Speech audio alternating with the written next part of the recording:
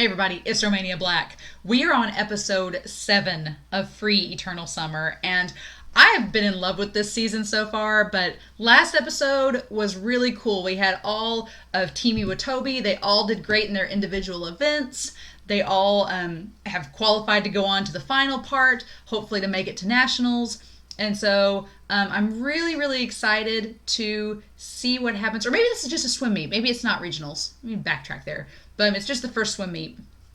But so they've each won their individual heats. They're trying to go to regionals and then from regionals to nationals. So I'm really, really excited to see this episode because it's going to be the relay.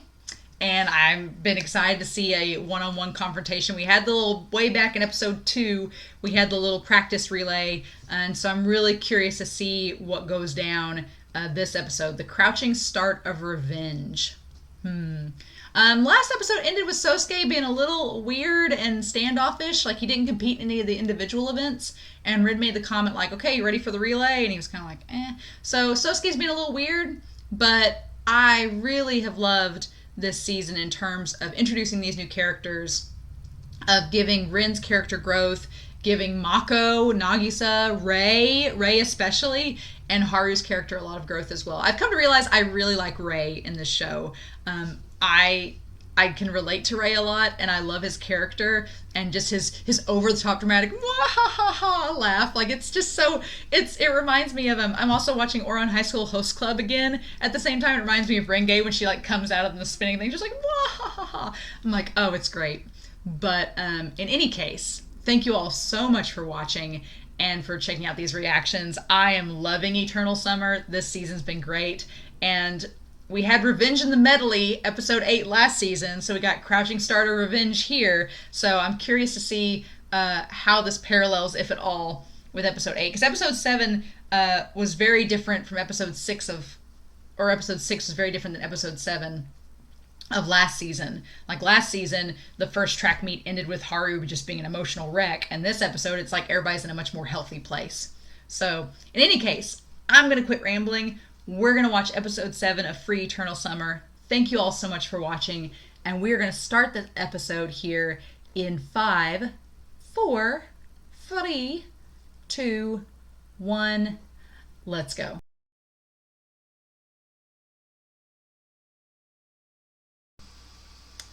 Okay, so we're going to talk about this. Okay, we're going to talk about this. Oh boy, there's a lot happening in this episode. I like the parallels that this season and last season have done, but taking it into different directions. Like last season, episode 6 ended with Rin beating Haru in the freestyle and Haru being like crushed. And this season, it was a lot different. The first match, all of our guys placed to regionals in their individual events, but it was Samazuka that got into regionals with the relay. And I like, bless little Nitori's heart. Nitori, he's trying his best, you know? He's trying really hard, and he feels so sad that a first year took his spot in the relay because Nitori just wasn't as good at the breaststroke. And it's like, oh, that's so sad. But he's trying really hard. And I love that little moment. Sosuke was a little bit rude to him when he's like, you're in my way. And it's like, dude, you could be nicer to Nitori. You've known him for like how many months now? But I like that Nitori's like, I just want to swim with you guys because you're my friends. And it's kind of paralleling what Sosuke wants. Sosuke wants that same level of friendship with Rin as Rin has with Mako, Nagisa, and Haru. And Nitori wants to be in that friendship too, just like Sosuke does. So I thought that was a nice little parallel between those two characters. But poor Nagisa and him, like, Momo taking the place in the breaststroke just made it worse because instead of like one new guy, instead of 2 new guys, it's 1 new guy. And so it's like, aw. Sosuke. We're going to talk about Sosuke. This show's not very good at hiding it, but there's something jacked up with Sosuke's arm. There's something messed up with it. The moment in the match where, because you know, Iwatobi was off this match. Like Mako had like, it looked like he either like pulled a muscle or like didn't spring off the starting line like he normally does. So he was having trouble. Nagisa was having trouble with his breaststroke. Ray was doing great. He just couldn't keep up with Sosuke. But then Sosuke had that little tiny slip up where it almost allowed Haru to catch up with Rin. And I feel like if Iwatobi was on the top of their game to the fullest this match, they would have beat Samazuka, but that just didn't happen. But Sosuke, there was the blip, and Sosuke wasn't happy about it, and he clearly he looked like he was having an internal freak out that he was afraid Rin and the others would catch on to what happened with him. And then, let me just say, Free, you've done a great job with fan service, but that workout scene with Rin doing the pull-ups and Sosuke, I'm like, thank you. I'll watch more of that, please, sir. Please, sir, may I have another?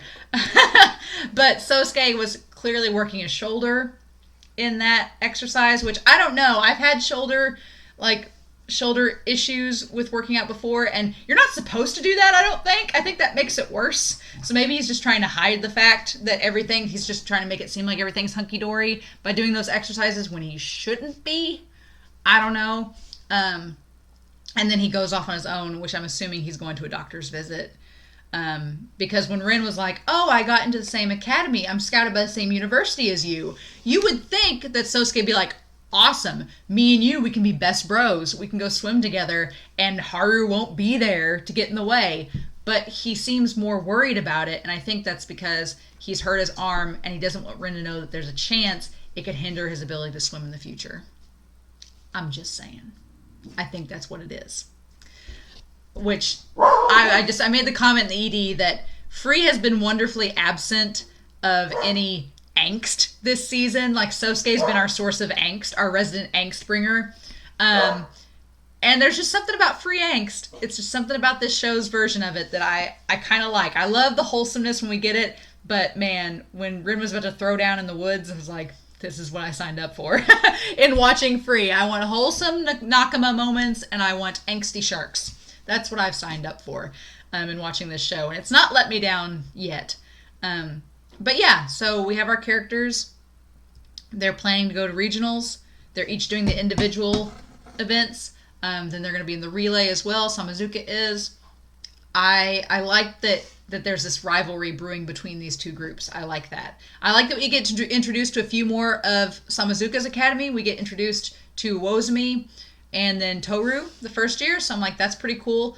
They might come into play later, since I don't know if Wozumi's a third year. I think he might be, or maybe a second year. But yeah. So then Haru buddy. And I think Ray kind of taps it on the head when he talks to Haru. Haru just doesn't want to be tied down to a commitment. Haru doesn't want to be constrained or contractually obligated to do anything. He wants to be free, and swimming to him is something that he is passionate about and that he loves, but I get the idea that he doesn't want to get burnt out on it.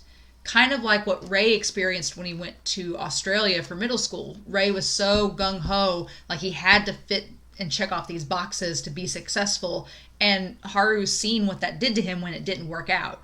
So I have a feeling that Haru doesn't want to be tied down into having to swim out of necessity. He wants to do it because he likes it. And if you're a professional swimmer, you are contractually obligated. You have to swim whether you like it or not. And I feel like Haru's maybe afraid he'll get burnt out and he won't want to swim anymore. And that would be horrible for him if it gets to the point where you hate your passion.